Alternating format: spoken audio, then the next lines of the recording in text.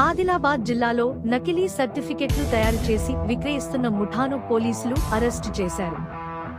జిల్లా పోలీసుల దర్యాప్తులో ఈ ఫోర్జరీ రాకెట్ వెలుగులోకి వచ్చింది.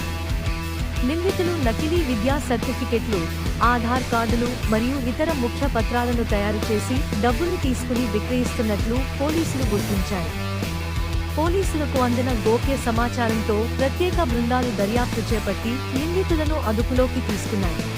ప్రధాన నిందితుడు కంప్యూటర్, ప్రింటర్, స్కానర్ వంటి పరికరాల సహాయంతో అసలు సర్టిఫికెట్ల మాదిరిగా నకిలీ పత్రాలు తయారు చేస్తున్నట్లు అధికారులు తెలిపారు. విచారణలో ఉద్యోగాలు, విద్య మరియు ఇతర అవసరాల కోసం కొందరు ఈ నకిలీ పత్రాలను వినియోగిస్తున్నట్లు బయటపడింది. ఈ వ్యవహారంలో పలువురు మధ్యవర్తుల ప్రమేయం కూడా ఉన్నట్లు పోలీసులు అనుమానం వ్యక్తం చేస్తున్నారు.